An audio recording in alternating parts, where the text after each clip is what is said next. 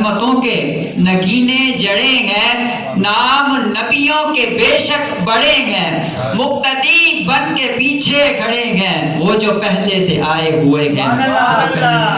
میں ملتمس ہوں جناب شیراز قاضی صاحب سے کہ وہ اپنے خیالات کا اظہار فرمائے اور ہمارے قلوب و اذہان کو منور فرمائے۔ نعروں سے ان کا استقبال کیجیے گا۔ نعرہ تکبیر، نعرہ رسالت، نعرہ حیدری، نعرہ غوثیہ۔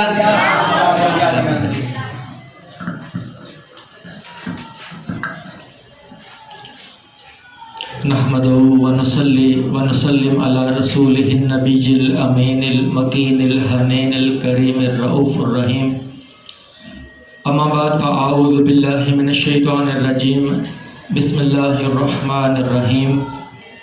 سبحان الذی اسری بعبدہ لیلا من المسجد الحرام الی المسجد الاقصی الذی بارکنا حولہ لنریہ من آیاتنا انہ هو السمیع البصیر۔ صدق اللہ و مولانا العظیم۔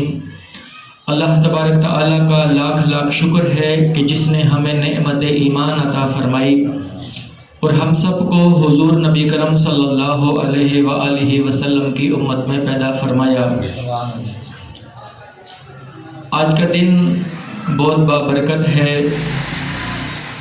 اور آج کی اس محفل میں میری جو گفتگو ہوگی وہ معراج النبی صلی اللہ علیہ وآلہ وسلم سے ریلیٹڈ ہے۔ اللہ تبارک تعالیٰ سے دعا ہے کہ اللہ تبارک تعالیٰ ہمیں بیان کرنا، اس کا سماع کرنا اور اس پر عمل کرنے کی اللہ تبارک تعالیٰ ہمیں توفیق عطا فرمائے، اور آپ لوگوں کی حاضری سب کا مل کر جمع ہونا اللہ تبارک تعالیٰ اسے اپنی بارگاہ میں قبول و منظور فرمائے۔ اللہ تبارک تعالیٰ نے فرمایا سبحان الذی، پاک ہے وہ ذات، اسری بعبدہ، جس نے اپنے بندہ خاص کو سیر کروائی، من المسجد الحرام الی المسجد الاقصی، مسجد الحرام سے مسجد اقصی تک، الذی بارکنا حولہ، یہ مسجد اقصی وہ ہے کہ جس کے ارد گرد ہم نے برکتیں رکھی ہیں۔ اب جو مسجد ہوتی ہے وہ تو بابرکت ہوتی ہی ہے، لیکن فرمایا کہ جو اس کے ارد گرد کا ماحول ہے، جہاں انبیاء کرام کے مدفن ہیں، ان کے مقبرے ہیں، ان کے مزارات ہیں، ان کے بارے میں فرمایا الذی بارکنا حولہ، کہ ہم نے اس مسجد اقصی کے ارد گرد میں برکتیں رکھی ہیں۔ اور آگے فرمایا لنریہ من آیاتنا، یہ جو معراج کروائی گئی اپنے محبوب کو، یہ کیوں کروائی؟ لنریہ من آیاتنا، تاکہ ہم اسے اپنی نشانیاں دکھا سکیں۔ انہ هو السمیع البصیر، بے شک وہ خوب سننے والا اور خوب دیکھنے والا ہے۔ یہ بنی اسرائیل کی آیت نمبر 1 ہے، اس کو سورہ اسراء بھی کہتے ہیں۔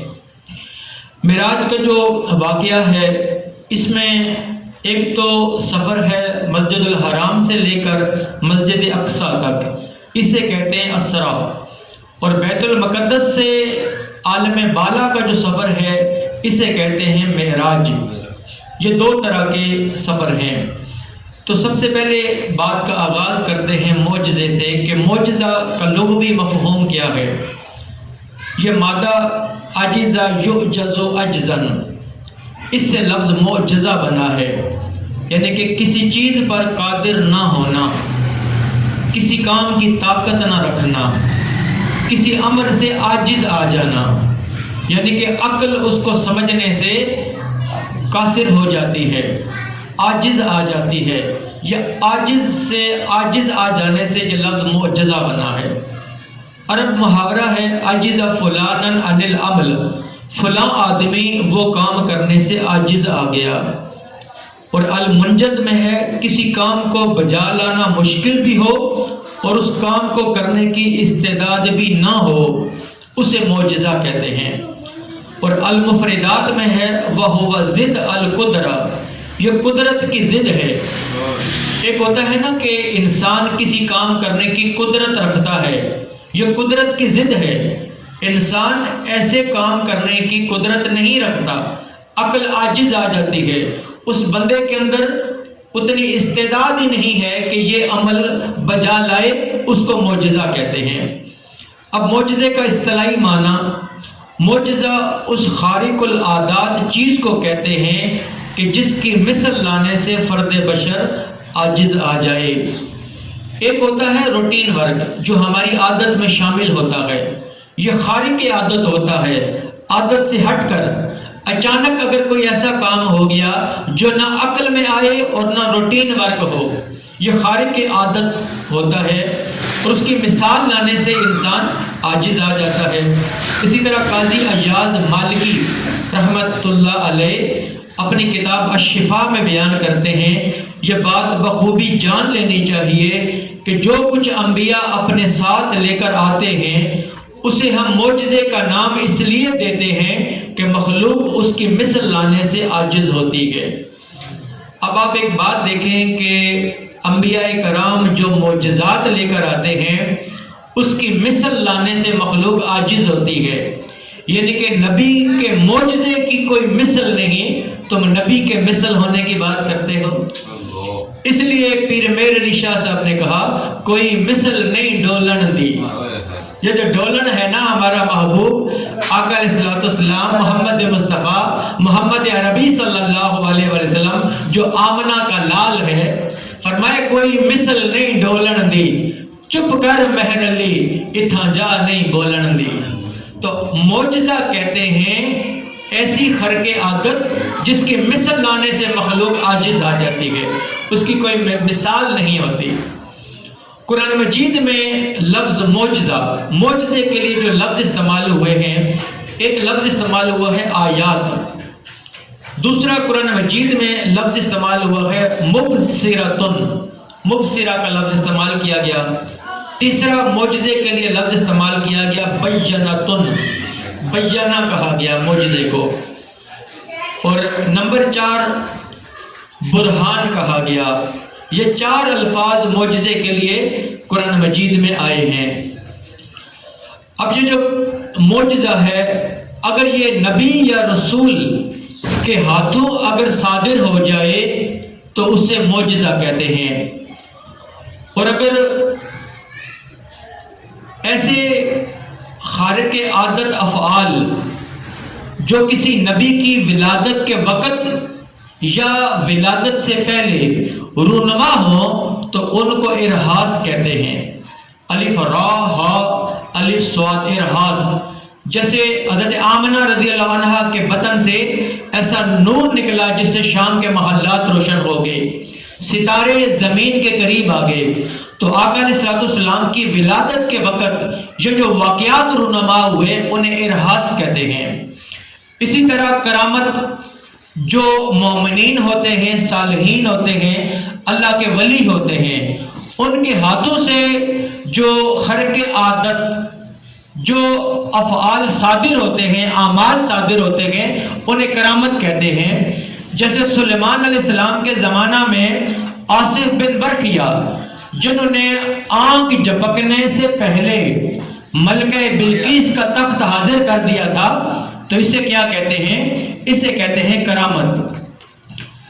اس کے علاوہ ایک لفظ استعمال ہوتا ہے استدراج، کسی کافر، مشرک، کسی فاسق و فاجر اگر اس شخص کے ہاتھوں سے اگر کوئی عمل ایسا صادر ہوتا ہے جو عقل میں نہ آئے اور عقل اس کو سمجھنے سے عاجز آ جائے تو اس کو جادو کہتے ہیں، اور اس کے لیے لفظ استدراج کہا گیا، یعنی کہ جہاں عقل عاجز آ جاتی ہے وہاں سے معجزے کی سرحد شروع ہوتی ہے۔ انسان کی عقل جہاں عاجز آ جاتی ہے وہاں سے معجزے کی سرحد شروع ہوتی ہے۔ اور جو لوگ معجزات اور کرامات کو رد و قبول، اس کو قبول کریں یا رد کریں، اگر اس کو عقل سے ناپنے کی کوشش کریں گے تو وہ گمراہ ہو جائیں گے، کیونکہ معجزہ وہ ہوتا ہے جو عقل میں نہیں آتا۔ اللہ تبارک تعالیٰ کی طرف سے انبیاء کرام کے ہاتھوں سے بعض افعال اور اعمال جو صادر ہوتے ہیں جو عقل میں نہیں آتے اور عقل کو سمجھنے سے عاجز کر دیتے ہیں اسے معجزہ کہتے ہیں. تو معجزے کو اگر عقل کے پیمانے پر سمجھنے کی کوشش کریں گے تو وہ بندہ گمراہ ہو جائے گا. اس کو ماننا ہی ماننا ہوتا ہے. معجزے کے آگے سر تسلیم خم کرنا ہوتا ہے. ابراہیم علیہ السلام کو جب آتش نمرود میں ڈالا جاتا ہے تو وہ آگ گلزار بن جاتی ہے. یہ کیا ہوتا ہے؟ یہ معجزہ ہوتا ہے. اور کبھی حضرت عیسیٰ علیہ السلام دیکھیں، مادر ذات جو نابینا ہوتا اسے ہاتھ پھیرتے تو وہ بینا ہو جاتا، اور پھر قبر میں پڑے ہوئے مردے کو زندہ کر دیتے. یہ کیا تھے؟ یہ معجزات تھے جو عقل کو سمجھنے سے عاجز کر دیتے ہیں. اسی طریقے سے صالح علیہ السلام، انہوں نے چھڑی ماری پہاڑ پر تو وہاں سے اونٹنی نکل آئی. اونٹنی کا معجزہ عطا کیا گیا. اور آصف بن برقیہ جو آنکھ جھپکنے سے پہلے ملکہ بلقیس کا تخت جو ہزاروں میلوں کی مسافت پر پڑا ہوا تھا وہ حاضر کر دیا. یہ معجزہ آصف بن برقیہ نے یہ کرامت بتائی. اور آقا علیہ السلام کا زمانہ آیا تو چاند کے 2 ٹکڑے کر کے لوگوں کو بتا دیے اور ڈوبے ہوئے سورج کو پلٹا کر بتا دیا. اور آقا علیہ السلام نے ابو جہل کے ہاتھوں میں کنکریوں کو کلمہ پڑھانے کے لیے اشارہ کیا تو انہوں نے کلمہ پڑھا دیا. تو یہ چیزیں معجزات ہوتی ہیں. تو معجزات کو اگر عقل کے پیمانے پر تولنے کی کوشش کریں گے تو وہ شخص گمراہ ہو جائے گا. جسے کہ آگے سر تسلیم خم کرنا پڑتا ہے، اس کو ماننا پڑتا ہے. اللہ تعالیٰ ہر نبی اور ہر رسول کو کوئی نہ کوئی ایسا معجزہ ضرور عطا کرتا ہے کہ جو اپنے عہد کے جو معروضی حالات ہوتے ہیں ان حالات میں انسان کا علم اور انسان کا فن کہاں تک پہنچ چکا ہے. اللہ تبارک تعالیٰ لوگوں کے علم اور فن کو مد نظر رکھتے ہوئے اپنے نبی کو اس زمانے کے علوم اور فنون سے بڑھ کر معجزہ اللہ تبارک تعالیٰ عطا فرماتے تھے. مثال کے طور پر صالح علیہ السلام کا زمانہ ہے اور یہ قوم سمود ہے. اور قوم سمود کے جو لوگ تھے وہ پہاڑوں کو تراشتے تھے اور طرح طرح کی چیزیں بناتے تھے. اللہ تبارک تعالیٰ نے صالح علیہ السلام کو اونٹنی کا معجزہ دیا. انہوں نے چھڑی ماری تو پہاڑ سے اونٹنی نکل آئی. تو اس دور کے جتنے ماہر لوگ تھے جو پہاڑوں کو تراش کر خوبصورت چیزیں بناتے تھے مگر صالح علیہ السلام کے اس معجزے کے سامنے گھٹنے ٹیکنے پر مجبور ہو گئے. تو میں نے آپ کو بتایا کہ انسان کی عقل جہاں ختم ہوتی ہے وہاں سے معجزے کی سرحد شروع ہوتی ہے. اسی طرح جادو کا زمانہ تھا. ایک زمانے میں جادو بہت بڑا فن تھا. اللہ تبارک تعالیٰ نے اس زمانے میں موسیٰ علیہ السلام کو مبعوث فرمایا.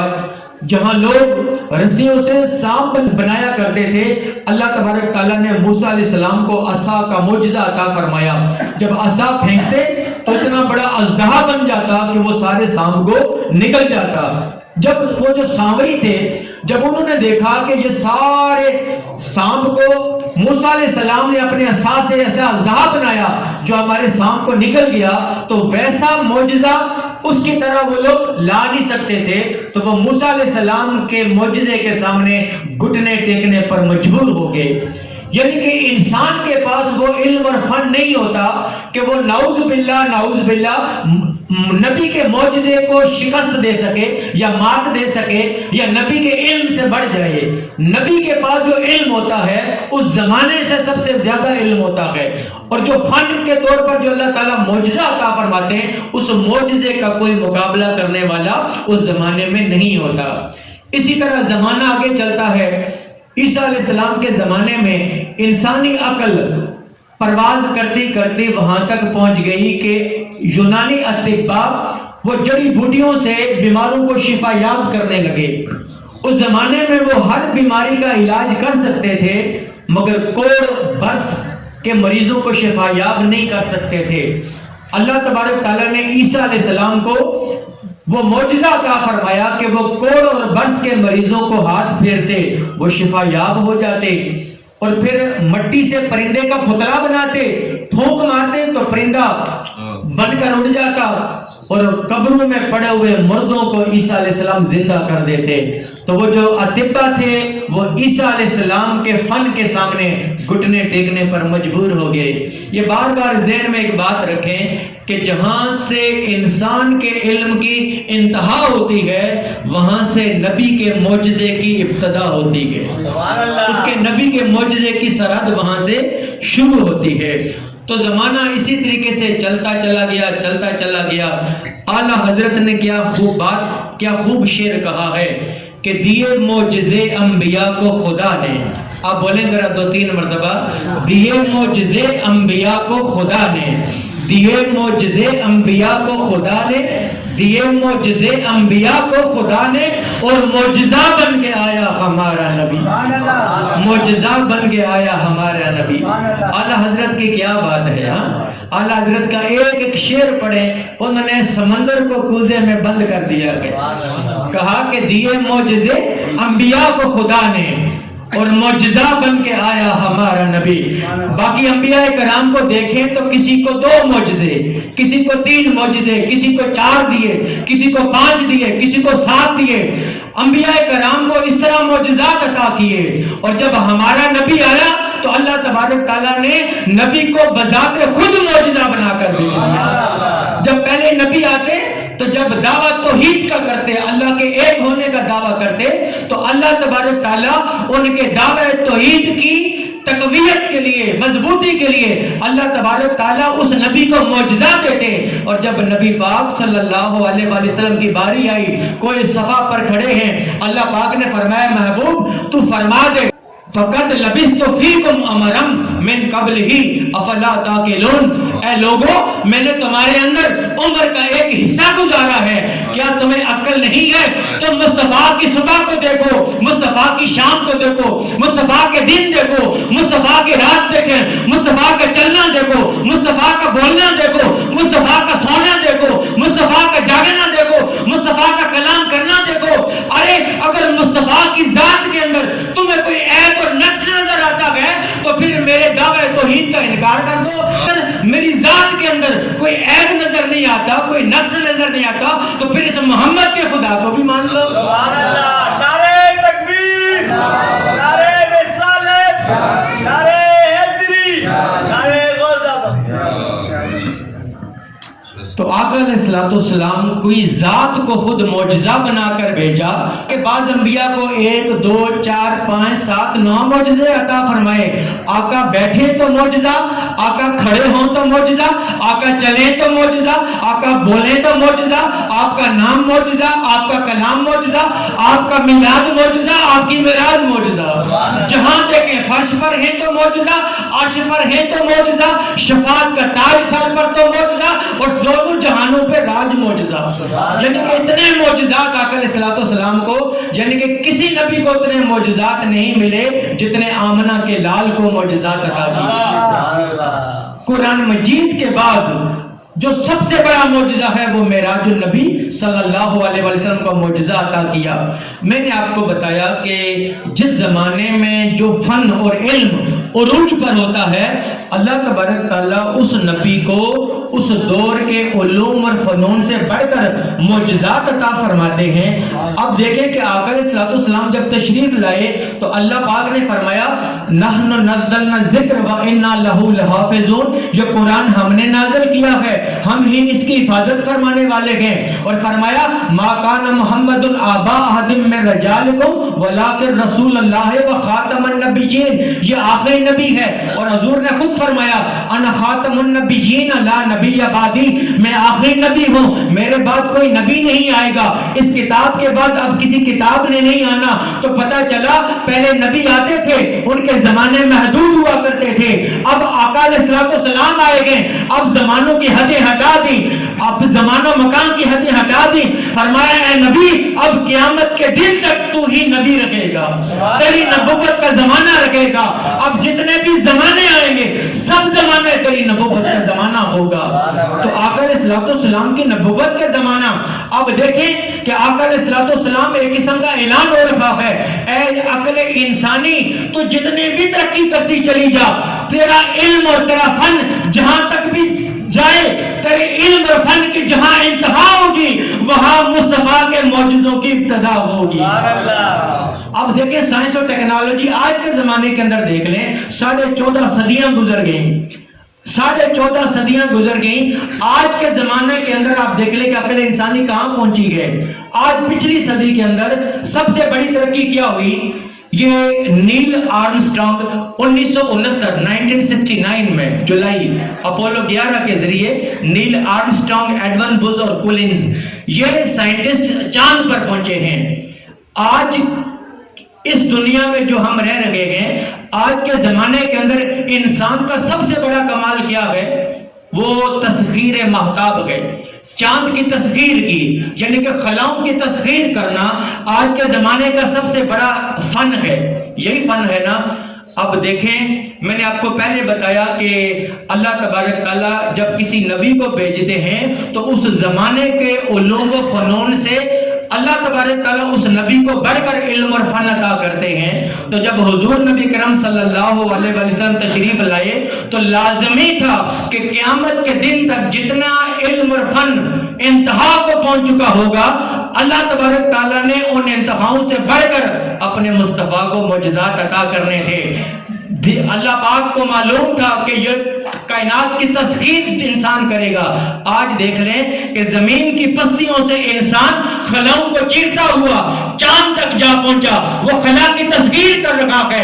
अल्लाह तबारक ताला ने आका अलैहिस्सलाम को बुराक पर बिठाया और आसमान, पहले आसमान पर पहुंचे, दरवाजा नोक हुआ जिब्राइल अलैहिस्सलाम, बल्कि पीछे चले जाऊं, जिब्राइल अलैहिस्सलाम आते हैं, आका अलैहिस्सलाम खाना काबा में, हतीम में और मेहानी के घर होंगे और फिर उसके बाद खाना काबा में तशरीफ ले गए। मुख्तलिफ रवायतों में है जिब्राइल अलैहिस्सलाम तशरीफ लाते हैं, आका अलैहिस्सलाम फरमाते हैं कि गले से लेकर नाफ तक मेरे सीने को चीरा गया और यहाँ से दिल को निकाला गया और दिल को आब जमजम से धोया गया और फिर एक तश्त लाया गया, 2 फरिश्तों ने तश्त लाया, उसमें ईमान और हिकमत थी।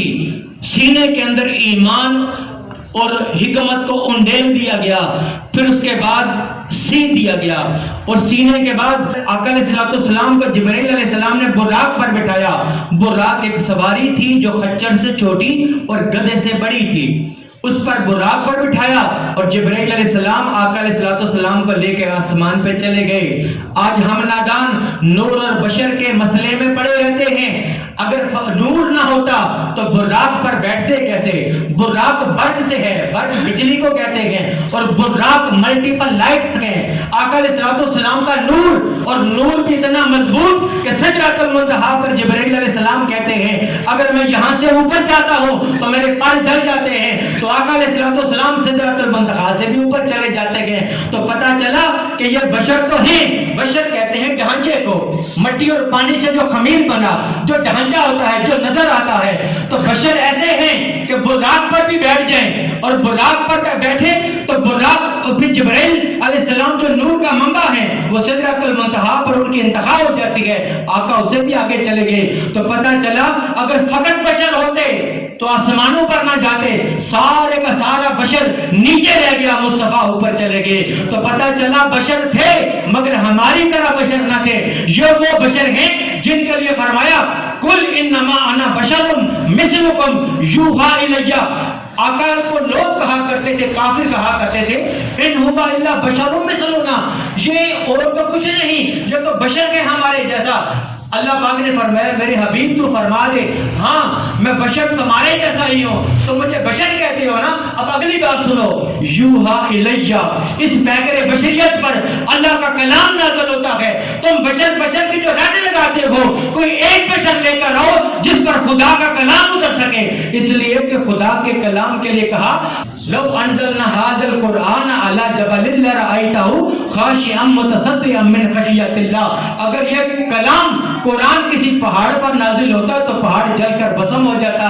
तो फरमाया ए लोगों तुम बशर बशर की रट लगाते हो, तुम मोहम्मद मुस्तफा जैसी अगर बशरियत रखते हो तो कोई एक तन तो लेकर आओ कि जिसके जिस्म पर खुदा का कलाम उतर सके।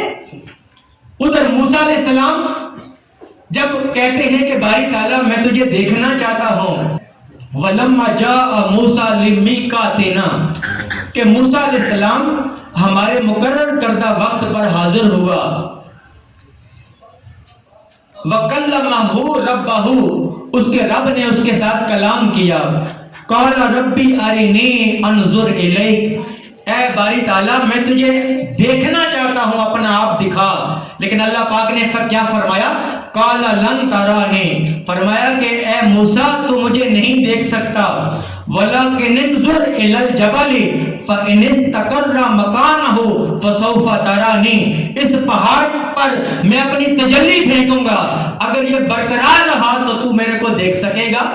اور جب تجلی پھینکی تو پہاڑ ریزہ ریزہ ہو گیا. تو سمجھے آپ کہ جب پہاڑ ریزہ ریزہ ہو گیا، ایک حسن کی صفاتی تجلی سے پہاڑ ریزہ ریزہ ہو گیا، تو اللہ تبارک تعالیٰ نے اس قرآن مجید کو آقا علیہ الصلوۃ والسلام کے قلب مبارک پر نازل فرمایا.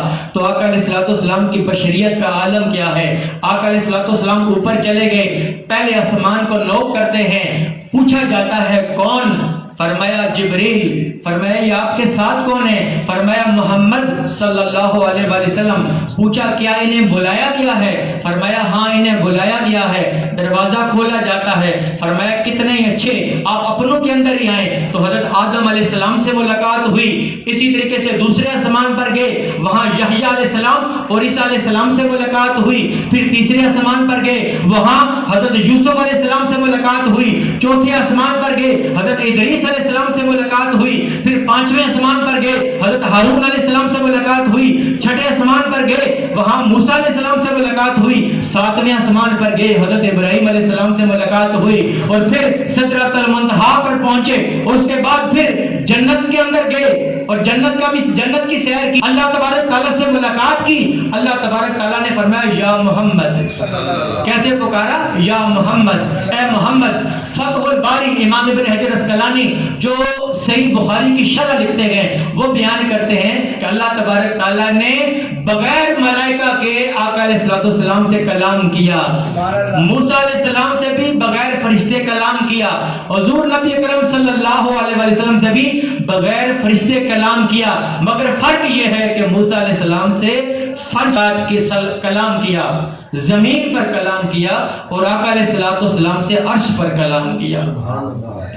50 نمازیں عطا کی گئیں. جب واپس آئے تو موسیٰ علیہ السلام سے ملاقات ہوئی. تو موسیٰ علیہ السلام نے کہا آپ واپس جائیں، آپ کی امت یہ 50 نمازیں نہیں پڑھ سکتی، کیونکہ میری امت کو 2 نمازیں دی گئی تھیں، وہ غفلت کیا کرتے تھے. آپ کی امت 50 نمازیں پڑھنے کی طاقت نہیں رکھتی. خیر میں مختصر کر رہا ہوں. وہ واپس گئے، پھر آئے، گئے، واپس آئے، تو بالآخر 5 نمازیں ملیں. اور اللہ تبارک تعالیٰ نے یہ بھی فرمایا کہ ہر نیکی کے بدلے 10 گنا آپ کی امت کو ثواب دیا جائے گا. تو آج ہم پڑھتے 5 ہیں، تو 5 کو 10 سے ضرب دیں تو کتنی بن گئی؟ 50. ثواب 50 کا ملتا ہے.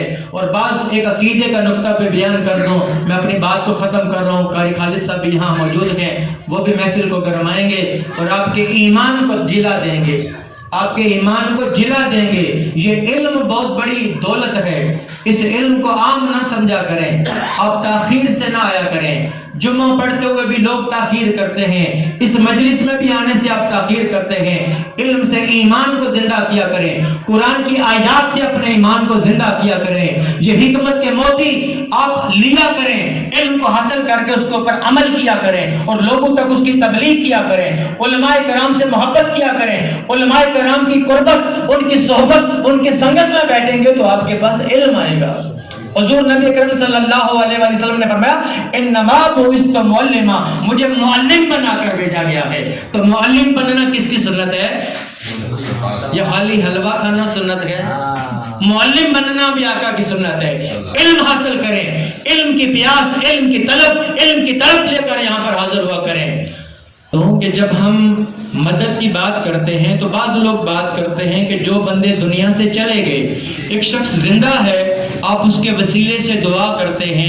ایک بندہ چلا گیا، جہان سے فوت ہو گیا، کل نفس ذائقۃ الموت کے پراسے سے نکل گیا، تو وہ ہماری مدد کیسے کر سکتا ہے؟ تو ہمیں نمازیں تو ملی تھی 50، تو کس نے کہا؟ موسیٰ علیہ السلام نے واپس بھیجا تو 45 نمازیں معاف ہوئیں. تو موسیٰ علیہ السلام کے وصال کو 250 سال کا وقت ہو چکا تھا. وہ جہان فانی سے رخصت ہو چکے تھے، مگر امت مسلمہ کی مدد کی یا نہیں کی؟ بولیں. 45 نمازیں معاف کرا دی. آج جب نمازیں 5 پڑھتے ہیں مگر اجر کتنا ملتا ہے؟ 50 نمازوں کا اجر ملتا ہے. تو آپ نے دیکھا کہ آقا علیہ الصلوۃ والسلام کو جب معراج پر لے کر گئے تو نمازوں کا تحفہ ملا، اور نماز کا تحفہ بھی ملائکہ کے واسطے کے بغیر ڈائریکٹ اللہ تبارک تعالیٰ نے نمازوں کا تحفہ عطا کیا.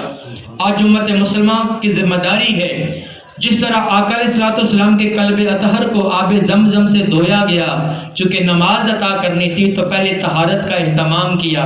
اسی طرح جب ہم نماز پڑھتے ہیں تو پہلے طہارت کا اہتمام کرتے ہیں. ہم غسل کرتے ہیں یا وضو کرتے ہیں، ہم پاک صاف ہو کر ہم نماز پڑھتے ہیں. تو اللہ تبارک تعالیٰ نے معراج پر جو نمازیں عطا کی ہیں، اس کے اندر امت کو بھی ایک حصہ رکھا. الصلاۃ معراج المؤمنین، نماز مومنین کی معراج ہے. اب جب ہم نماز کے اندر کھڑے ہوتے ہیں تو جس بندے کی جتنی للہیت ہوگی، جتنی خالصیت ہوگی، جتنے اپنے مولا کے ساتھ اٹیچمنٹ ہوگی، اور خالق کے ساتھ جب دھیان ہو تو مخلوق کو بیچ میں سے نکال دیں. مخلوق دور دور تک نظر نہ آئے. خالق کے ساتھ اگر اس طرح کا تعلق رکھیں گے تو سمجھے ہمارا تعلق سمر گیا. اور اگر خالق کے ساتھ تعلق میں مخلوق آتی ہے خیالات میں تو سمجھے کہ خالق کے ساتھ ہمارا تعلق بگڑا ہوا ہے. اور صوفیاء کرام تو ہمارے تعلقات کو سنوارنے کے لیے آتے ہیں. تو اپنے تعلقات کو درست کریں اللہ کی ذات کے ساتھ. تو نمازوں کا خوب اہتمام کیا کریں. یہ معراج النبی کا مغز ہے، پیغام ہے کہ اپنی نماز کو آپ مس نہ کریں. 5 وقت نماز پڑھیں. نماز آپ کی چھوٹنی نہیں چاہیے. یہ نماز مومن کی معراج ہے. تو نماز آپ کو عروج عطا کرے گی. اللہ تبارک تعالیٰ سے دعا ہے کہ اللہ تبارک تعالیٰ ہمیں دین اسلام کی تعلیمات کو سیکھنے، سمجھنے، اس پر عمل کرنے اور اپنے اپنے فہم کے مطابق اس کی تبلیغ کرنے کی توفیق عطا فرمائے. وما علینا الا البلاغ المبین.